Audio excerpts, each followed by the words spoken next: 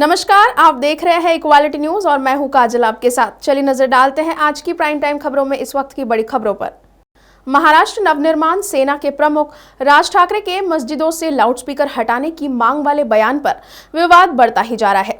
वहीं अब उन्हीं की पार्टी एमएनएस के प्रदेश सचिव इरफान शेख ने गुरुवार को कहा कि उन्होंने पार्टी अध्यक्ष राज ठाकरे के मस्जिदों से तेज आवाज वाले लाउडस्पीकरों को हटाने की वकालत पर कायम रहने के कारण पार्टी छोड़ दी है।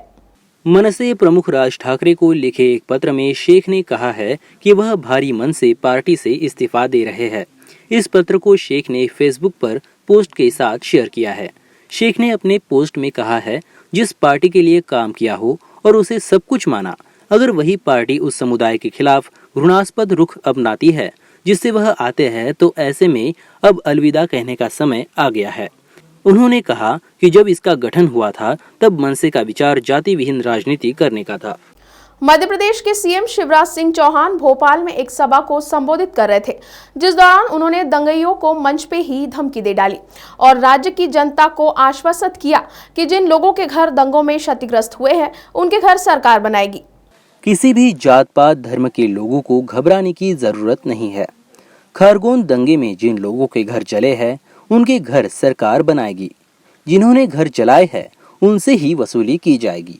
ये बात मुख्यमंत्री शिवराज सिंह चौहान ने गुरुवार को भोपाल के मोतीलाल नेहरू स्टेडियम में डॉक्टर आम्बेडकर जयंती पर आयोजित समारोह को संबोधित करते हुए कही। उन्होंने कहा कि आने वाले समय में हनुमान जन्मोत्सव, गुड फ्राइडे, ईद जैसे त्योहार प्रेम व भाईचारे से मनाइए। किसी भी जात पात धर्म के लोगों को घबराने की जरूरत नहीं है। बीजेपी की सरकार सभी को सम्मान और सुरक्षा देगी। हालांकि ये बात और है कि मुजरिम और बेगुनाह राज्य सरकार उसे ही मानेगी जिसे मानना चाहेगी, इसलिए कुछ ना ही कहे तो बेहतर होगा। दिल्ली किसान आंदोलन का चेहरा रहे राकेश टिकैत ने अब मध्य प्रदेश में बड़ा ऐलान किया है। उन्होंने राज्य के किसानों को आंदोलन के लिए तैयार रहने को कहा है। उन्होंने चेतावनी दी है कि किसानों के हक की लड़ाई के लिए भोपाल को दिल्ली बनाना पड़ेगा। इसके लिए मध्य प्रदेश के किसानों को तैयार रहना होगा। मध्य प्रदेश के किसानों को राकेश टिकैत ने जागरूक रहने का आह्वान किया और कहा कि वे आंदोलन के लिए तैयार रहे। किसानों के हितों की लड़ाई के लिए भोपाल को भी दिल्ली बनना होगा। टिकैत नर्मदापुरम के सीवनी मालवा में कुछ देर के लिए रुके थे और वहां मीडिया से चर्चा में यह चेतावनी दी है। टिकैत ने कहा कि देश के सभी राज्यों की राजधानी को दिल्ली बनाना होगा। किसानों के हितों की लड़ाई अब राज्यों की राजधानी में भी लड़ी जाएगी। इसके लिए सभी किसानों को तैयार रहना होगा। एक बार फिर देश बिजली संकट की तरफ अग्रसर होता हुआ दिखाई दे रहा है। घरेलू कोयला उत्पादन में ज्यादा वृद्धि नहीं हो रही है, जबकि बिजली की मांग बढ़ने से कोयला आधारित बिजली संयंत्रों पर ज्यादा उत्पादन का दबाव है। ऐसे में एक बार फिर देश के कुछ राज्य लोड शेडिंग मोड में जाने की संभावना बढ़ गई है। हालात की जानकारी केंद्रीय बिजली मंत्रालय को भी है और मंगलवार को बिजली मंत्री आर.के. सिंह ने आयातित कोयला आधारित संयंत्रों की समीक्षा की। इसके साथ ही राज्यों की तरफ से आयात किए जाने वाले कोयले की स्थिति की भी समीक्षा की। उन्होंने घरेलू कोयले की दिक्कत देखते हुए सभी ताप बिजली संयंत्रों को 10% तक आयातित कोयला घरेलू कोयला में मिलाने का सुझाव दिया। लेकिन जिस तरह से कोयला महंगा हो रहा है, उसे देखते हुए इस सुझाव पर अमल होना भी असंभव सा नजर आ रहा है। गुजरात, महाराष्ट्र, बिहार, झारखंड, हरियाणा, तमिलनाडु, आंध्र प्रदेश जैसे राज्यों से आधिकारिक तौर पर की जाने वाली बिजली कटौती बढ़ने की खबरें आने लगी है।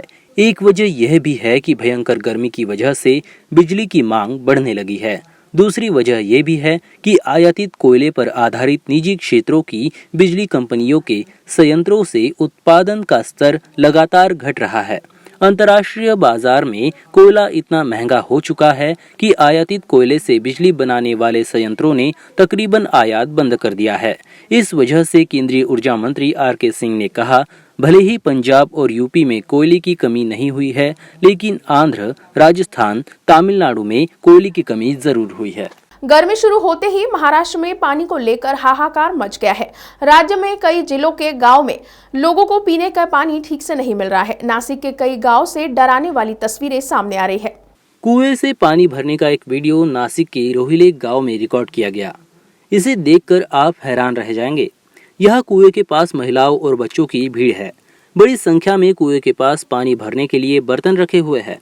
कुएं में पानी तो है, लेकिन इसे भरना आसान नहीं। दरअसल भयंकर गर्मी के चलते पानी का स्तर काफी नीचे चला गया है, लिहाजा पानी भरने के लिए 2 महिलाएं सीढ़ियों के सहारे कुएं में उतर गई। ऊपर से लोग प्लास्टिक के डब्बे रस्सियों के सहारे उन तक पहुंचा रहे हैं। इसके बाद पानी में सीढ़ियों पर खड़ी ये महिलाएं पानी भरकर ऊपर पहुंच रही है। ये बेहद जोखिम भरा काम है।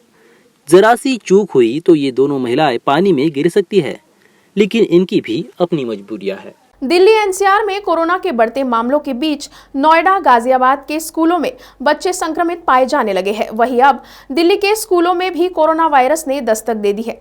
इसी को देखते हुए दिल्ली सरकार ने नए सिरे से गाइडलाइंस जारी की है।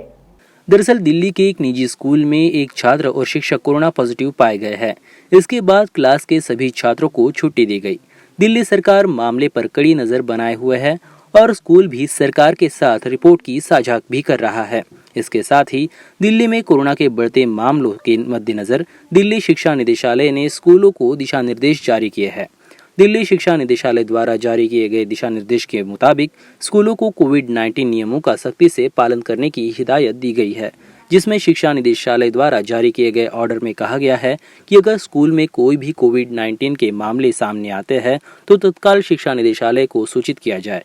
स्कूल में कोरोना के केस आने के दौरान पूरे स्कूल या पूरे विंग को कुछ समय के लिए बंद कर दिया जाए। प्राइम टाइम खबरों में आज के लिए इतना ही। फिर होगी आपसे मुलाकात। तब तक के लिए आप देखते रहिए इक्वालिटी न्यूज। खबरों की और भी जानकारी के लिए आज ही हमारे फेसबुक पेज को लाइक और फॉलो करना ना भूलें। साथ ही हमारे यूट्यूब चैनल को सब्सक्राइब करें।